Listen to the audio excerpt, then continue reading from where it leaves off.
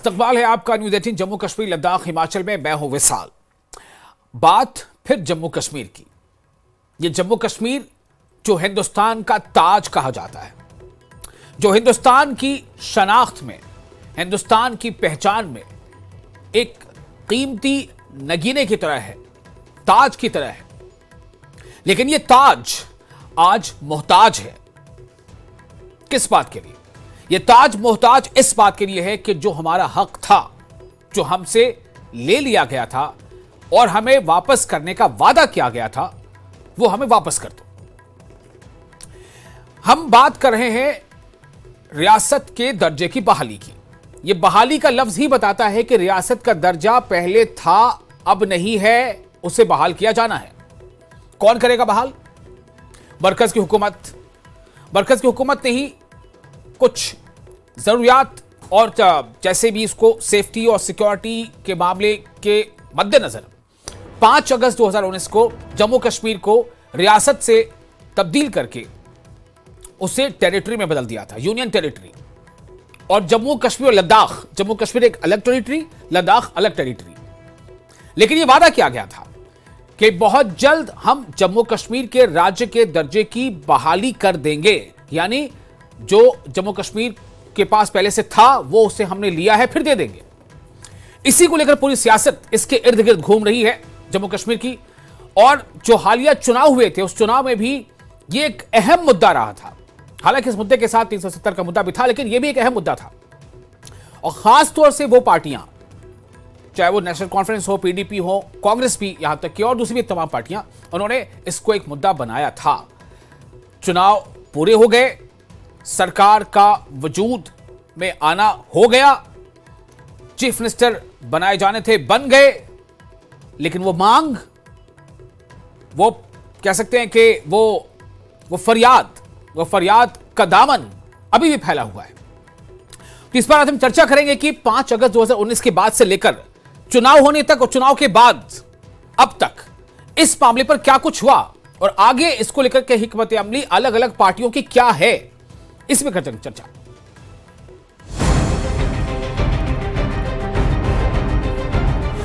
जम्मू कश्मीर के साथ जो स्टेटहुड का वादा किया गया है, उस वादे पे वो हमारी मदद करें। लेकिन मैं चीफ मिनिस्टर साहब को याद दिलाना चाहता हूँ, उनसे पूछना भी चाहता हूँ कि आपने जब पिछला इलेक्शन लड़ा था, आपने 370 स्पेशल स्टेटस की बहाली के लिए लड़ा। जम्मू को स्टेटहुड अवश्य देंगे, हम अच्छी परिस्थितियां लाने का प्रयत्न करेंगे।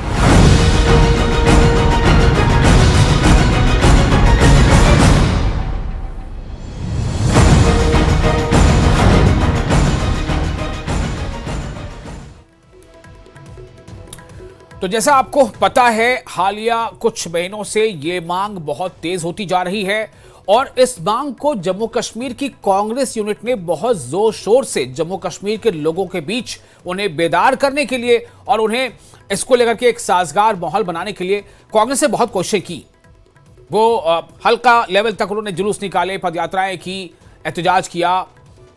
उसके बाद फिर जम्मू में और श्रीनगर में प्रोटेस्ट किया, फिर दिल्ली चलो का नारा दिया, दिल्ली भी गए। किस तरह से गए, क्या कुछ हुआ, एक अलग बात है।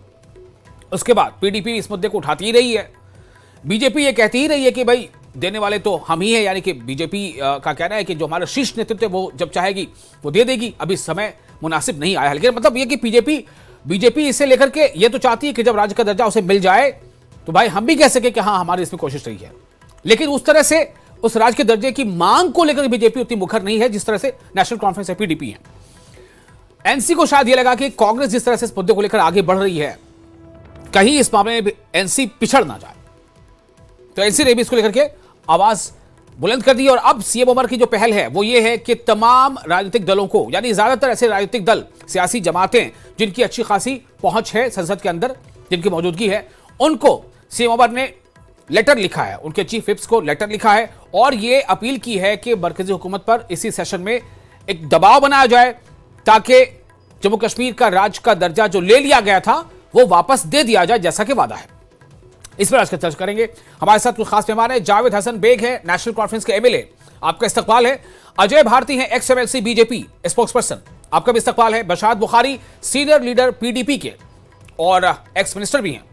और साथ ही Ravindra Sharma, senior vice president Jammu Kashmir Congress. आप तमाम लोगों का बहुत बहुत इस्तकबाल है। सबसे पहले जावेद हसन बेग साहब, आपके पास आना चाहूंगा। ये बात कही जा रही है कि पहले तो आप हमें ये बताएं कि ये जो लेटर लिखने के, खत व किताबत करने की ये जो बात सामने आई वो क्या है? ये खत आपने किसको लिखा है, क्यों लिखा है?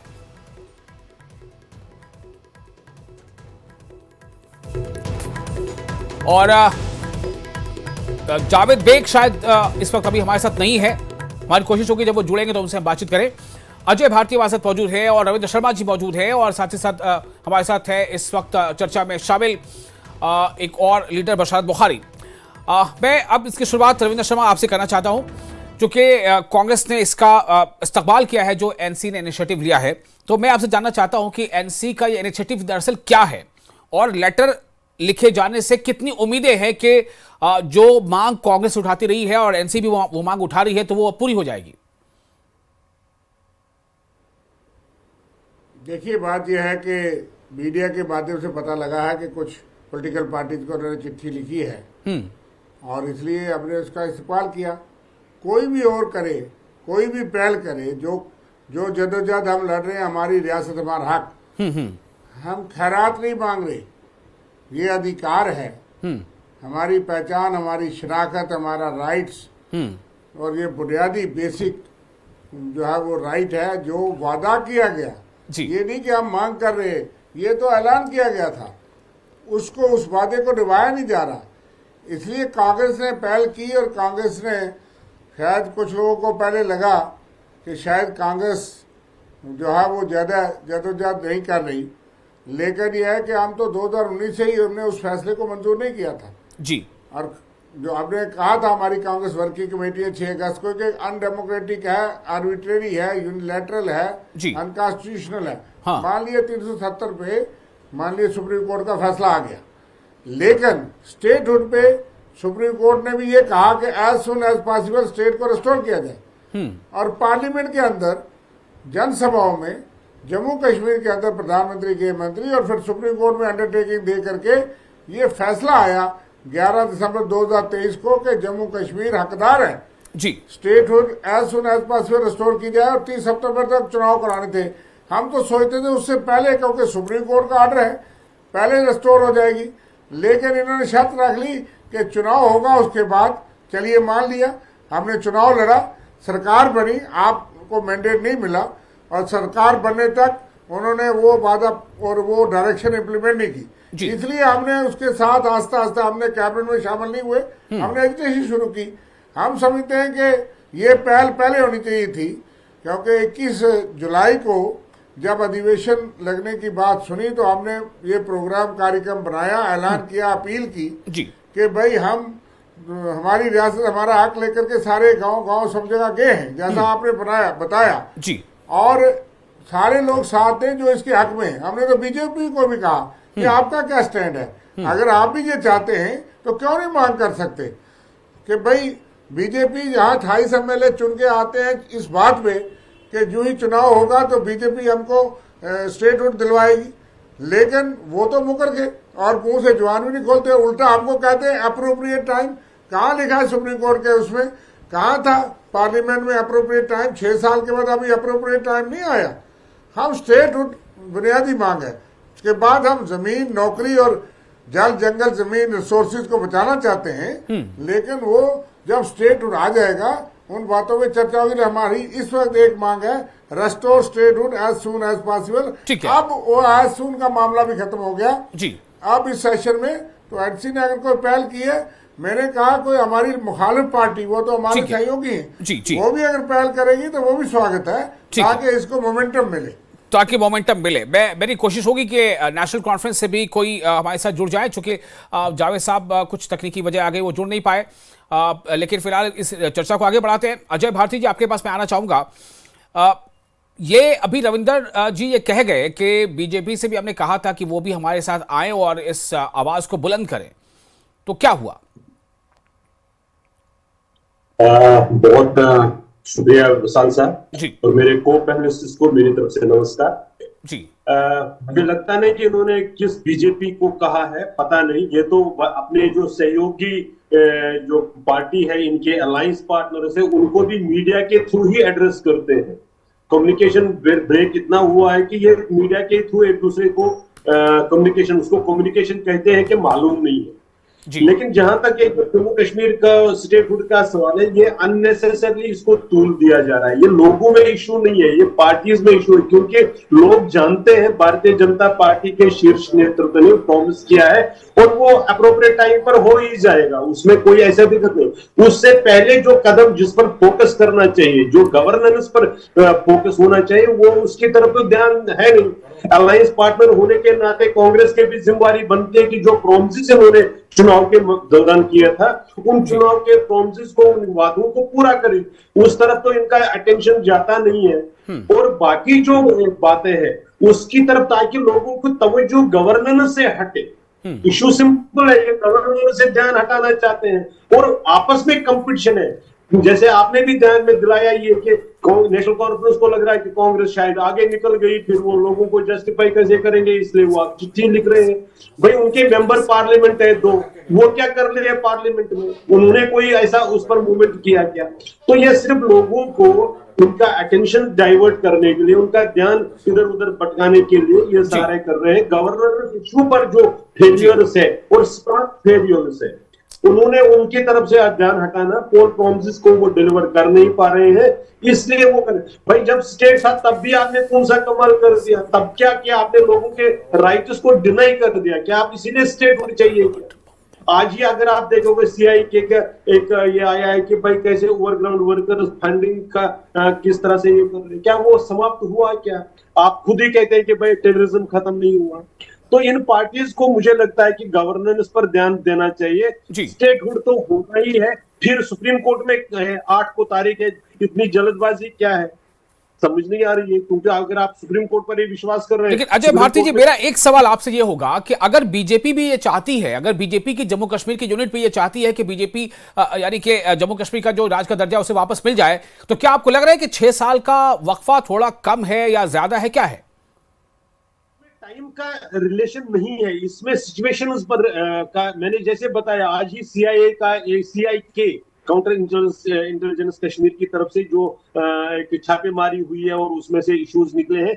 इशू क्या है कि जिस पर्पस के लिए आपने इसको रीऑर्गेनाइज करके हुए एक बनाया, यूनियन टेरिटरी बनाया, क्या वो पर्पस सर्व हुआ क्या? ये उससे रिलेटेड है। और मुझे लगता है कि उसके लिए प्राइम मिनिस्टर साहब, होम मिनिस्टर साहब, सेंट्रल गवर्नमेंट है ज्यादा अप्रोप्रिएट, इस वजह से कि उनके पास जानकारियां हैं, मेरे पास वो रविंदर शर्मा जी जो है वो ये कह रहे हैं कि उसमें बात है एज सुन एज पॉसिबल की, आप कह रहे हैं अप्रोप्रिएट टाइम की। ठीक है, उसको देखा जाएगा आगे। फिलहाल अभी मैं देखता हूं कि इनका रुख क्या है। हमारे साथ पीडीपी के सीनियर लीडर मौजूद है, एक्स मिनिस्टर भी हैं, बरशाद बुखारी साहब। बरशाद साहब, जिस तरह से हालिया बयान आया है फारूक अब्दुल्ला साहब का, वो सीधे तौर पर यह कह रहे हैं कि दरअसल पीडीपी ही जिम्मेदार इन तमाम हालात के लिए।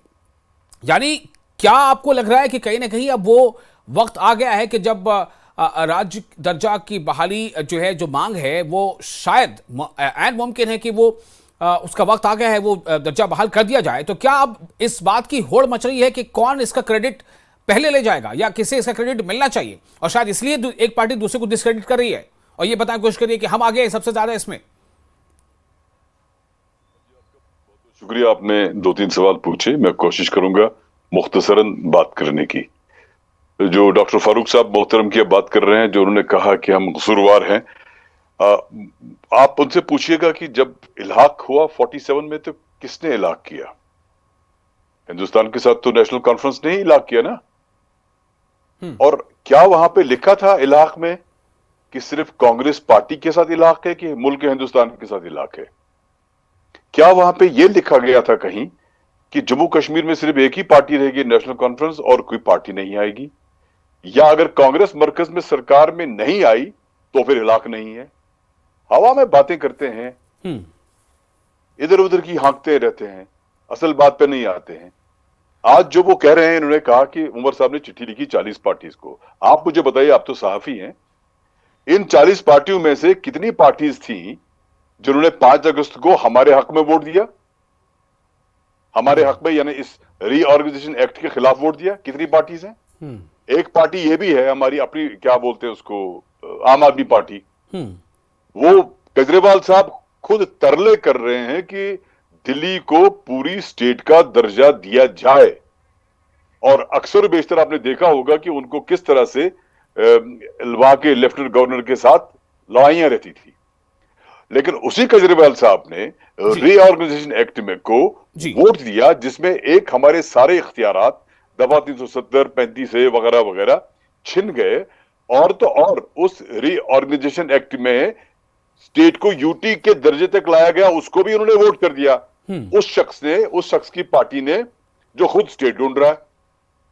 कितने, अब उमर साहब को देखना चाहिए था ना कि इन पार्टीज में से कितनी पार्टीज ने उस वक्त हमारे हक में बात की। नंबर एक। नंबर दो, कांग्रेस और एनसी दोनों को विद ऑल रिगार्ड्स आपने इसको स्टेटहुड तक ले आया। हम कहते हैं कि जितना हमसे छिन गया, हमसे लिया गया, उस पर तो बात करो, हमारा हक बनता है। क्योंकि जब हमने इलाक कर दिया, वो बाज़ाब्ता दो पार्टीज के दरमियान इलाक था, हमने कभी उसको नकारा नहीं। और दो पार्टीज ने इलाक कर दिया और एक पार्टी ने एक तरफा खत्म कर दिया। तो इसका मतलब यह हुआ कि भाई हमें स्टेट चाहिए, स्टेट हमारा हक है, जिस तरह हमारी बाकी चीजें हमारा हक है। और स्टेट, वैसे भी स्टेट, प्राइम मिनिस्टर और होम मिनिस्टर साहब ने on the floor of the house कहा है, यह उनकी जिम्मेदारी बनती है कि वो अपने कौम के सामने अपना सर उठा के हमें स्टेट दें, क्योंकि ये उनकी इज्जत का मामला है, हमारी इज्जत का इतना मामला नहीं है कि उन्होंने बात कर ली है जी, इसमें कोई शक नहीं है। लेकिन सवाल यह कि क्या नेशनल कॉन्फ्रेंस इसके साथ साथ, और कांग्रेस भी, क्या ये बिलखुसूस नेशनल कॉन्फ्रेंस, क्या ये बाकी चीजों को इन ए वे एक्सेप्ट कर रहे हैं कि जो कुछ हुआ ठीक हुआ? क्योंकि मैं नहीं पूछता, एनसी ने इस पे वोट लिया है। आप देखिए इनका वो जो मंशूर होता है उसमें क्या लिखा है, उसमें पहली चार बातें यही लिखी हुई हैं कि आर्टिकल 370 को वापस कर दिया जाएगा, 35 को वापस कर दिया जाएगा, उसके बाद और उसमें यह भी लिखा है कि रीऑर्गेनाइजेशन एक्ट को खत्म कर दिया जाएगा। अब मुझे बताइए ना। ठीक है, आपके इन्हीं सवालों का जवाब मैं बारामूला से जो एनसी के एमएलए हैं जावेद हसन बेग साहब, वो हमारे साथ जुड़ चुके हैं, उनसे ये जवाब लेने की कोशिश करता हूं। जावेद बेग साहब, आपका इस्तकबाल करते हुए मेरा सवाल आपसे पहला तो ये होगा कि आप जरा बताएं कि ये कौन सी ये कोशिश है, चीफ मिनिस्टर उमर अब्दुल्ला ने किन किन को लेटर लिखा है, इसका मकसद क्या है, थोड़ा ये बता दें। और कुछ सवाल कर रहे हैं बशारत बुखारी साहब पीडीपी, अगर आप सुन पाए हो तो उसका जवाब भी दे दीजिएगा। पहले मैं बशारत साहब के सवाल का जवाब कुछ थोड़ा सा एक्सप्लेन करने की कोशिश करता हूँ। चलिए, आपकी मर्जी। ये बड़ा अजीब सा इत्तेफाक है कि बशारत साहब और मैं कभी दोनों पीडीपी में हुआ करते थे और नेशनल कॉन्फ्रेंस हाथ पे तनकीद हुआ करती थी। फिर मैं पीडीपी में रहा, बशारत साहब नेशनल कॉन्फ्रेंस में चले गए और ये वहां से पीडीपी पे तनकीद किया करते थे और हम जवाब दिया करते थे। फिर अब मैं नेशनल कॉन्फ्रेंस में चला गया और बशारत साहब, मतलब साफ है कि आप दोनों अगर चाह लें तो आज पीडीपी और नेशनल कॉन्फ्रेंस दोनों का कच्चा चिट्ठा खुलकर रह जाएगा। ये तो साफ है, मतलब अगर आप दोनों चाह लें तो। लिहाजा बेहतर ये है कि इसमें नेशनल कॉन्फ्रेंस और पीडीपी के मामला जो है इसको लेके ना आए, ये बड़ा इशू है। जी, ये बहुत बड़ा इशू है। हाँ, बोलिए जी। हमारा जो कुछ इस वक्त मैं देख रहा हूँ, मैं सेक्रेटरीट के अंदर देख रहा हूँ, सियासी महाज पे देख रहा हूँ, ब्यूरोक्रेसी का रवैया देख रहा हूँ, मरकजी हुकूमत का रवैया देख रहा हूँ, और जम्मू कश्मीर के अंदर जिस तरह की सियासत पनप रही है वो देख रहा हूँ। अगर हम लोग एक दूसरे के पीछे लगे रहे तो जो हमारे पास इस वक्त है शायद ये भी ना रहे। तो बहरहाल मैं आपकी खिदमत में अर्ज करता हूँ कि 5 अगस्त 2019 को जो फैसला हुआ वो पार्लियामेंट में हुआ, वो ठीक था या गलत था वो मुल्क की पार्लियामेंट ने किया। आज उमर अब्दुल्ला साहब ने जो इनिशिएटिव लिया है वो लीडर ऑफ द हाउस की वजह से लिया है। जब वो लीडर ऑफ द हाउस है तो वो पीडीपी के भी उस हाउस में मौजूद है और दूसरी पार्टियां भी हैं, तो वो सबके लीडर।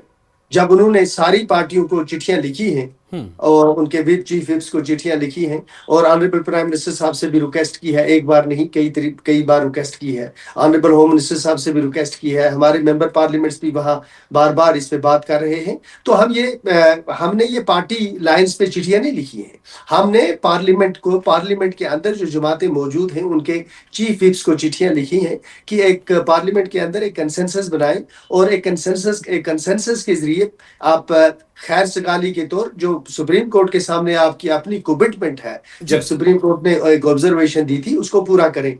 तो पहले मरहले में ये सबसे बड़ी अहम और जरूरी बात यह है कि पार्लियामेंट एक यूनिट के तौर काम करती है। पार्लियामेंट के अंदर जितने भी मेंबर्स हैं, चाहे वो भारतीय जनता पार्टी के हो चाहे दूसरी जमातों के हो, वो जो ही पार्लियामेंट के अंदर होते हैं तो वो सब पार्लियामेंट को रिप्रेजेंट करते हैं। तो हम सारी पार्लियामेंट से रिक्वेस्ट करते हैं, जिसमें हुक्मरान भी हैं और जिसमें ओपोजिशन वाले भी हैं, जिसमें वहां लीडर ऑफ द हाउस भी है और लीडर ऑफ द ओपोजिशन भी है। तो हमारी सबसे एक छोटा सवाल, क्या ये लेटर बीजेपी को भी लिखा गया है?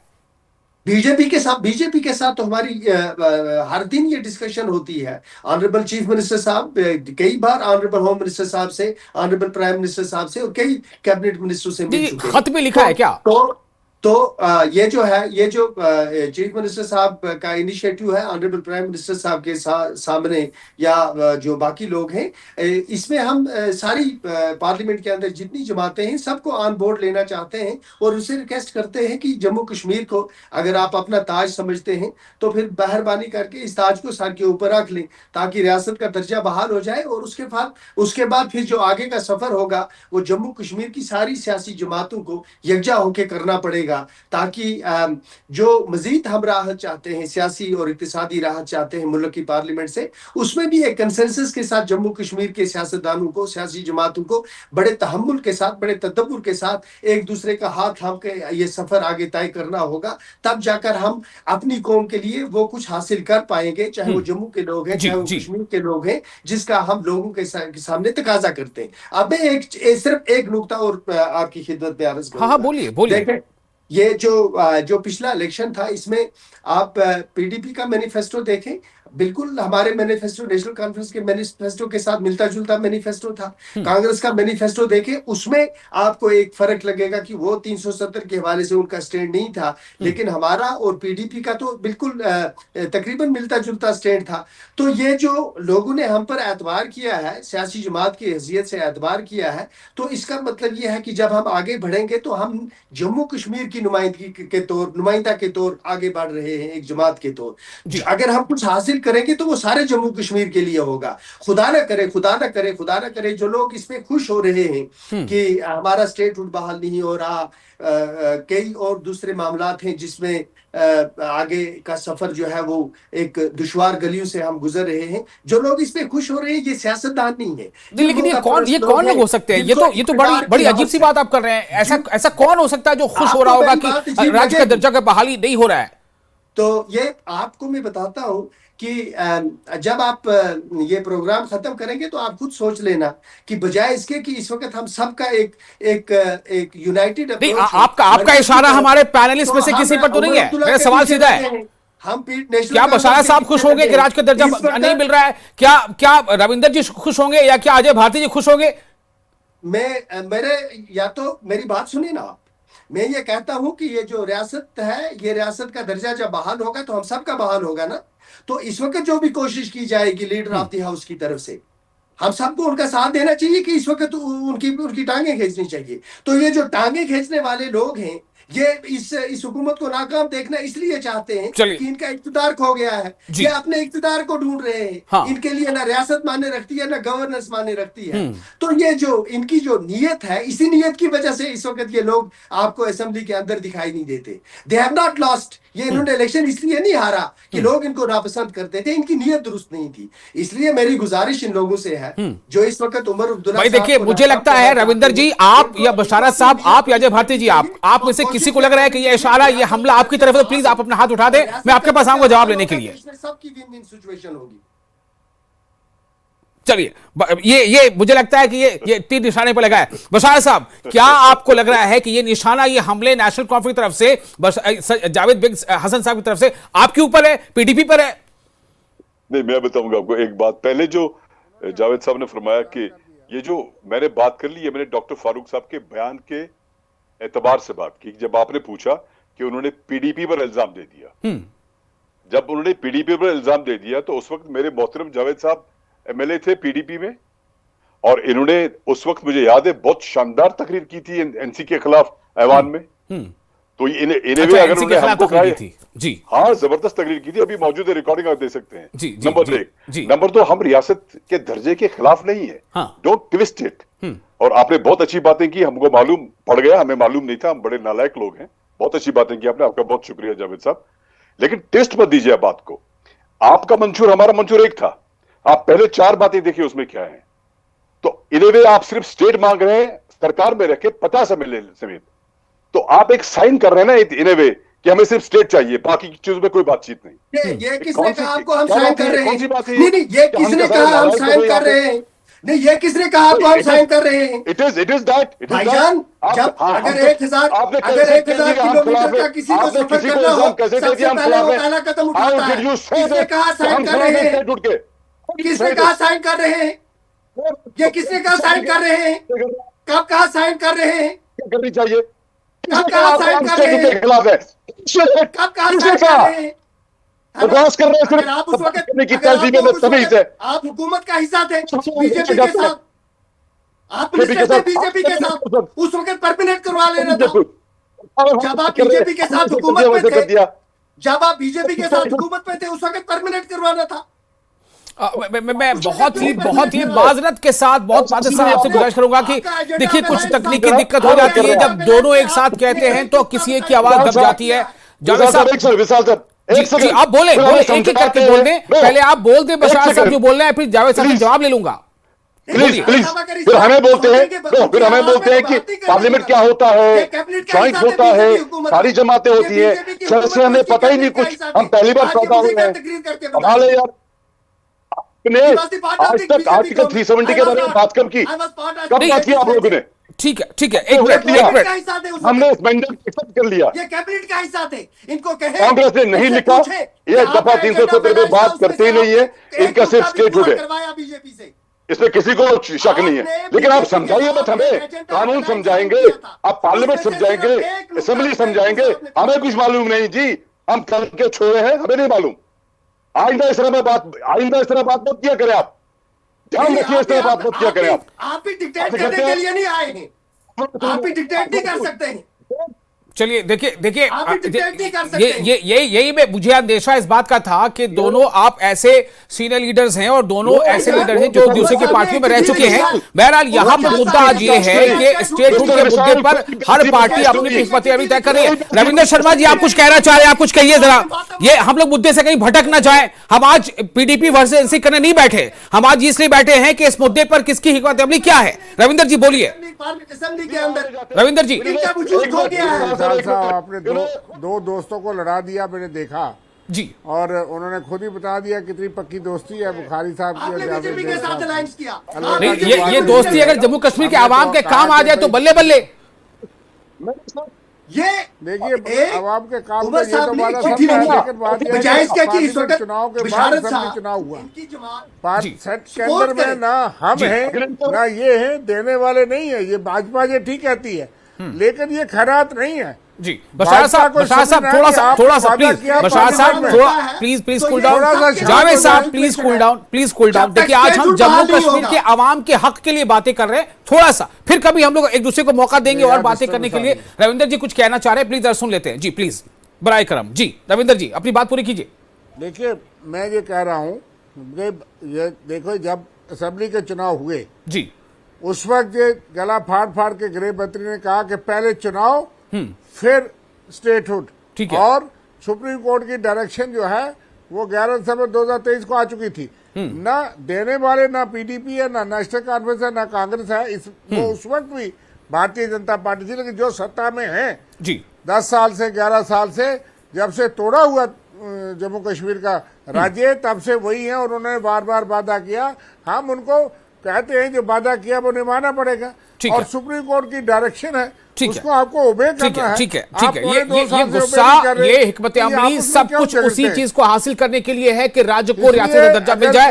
अब रही बात ये जी, मैं आपकी बात समझ गया, वक्त थोड़ा कम है। अजय भारती जी, आप काफी देर से बैठे मन मुस्कुरा रहे हैं कि क्या नजारा है। मतलब देखिए, नजारा ये गुस्सा है, ये जम्मू कश्मीर को उसके हक वापस दिलाने के लिए एक है। तो आप मुस्कुरा के चाहते हैं कि मिल जाए, कुछ को लगता है कि थोड़ा सा अगर तेवर बदलना पड़े वैसे मिल जाए। आप बताएं, फाइनल कमेंट अजय भारती जी।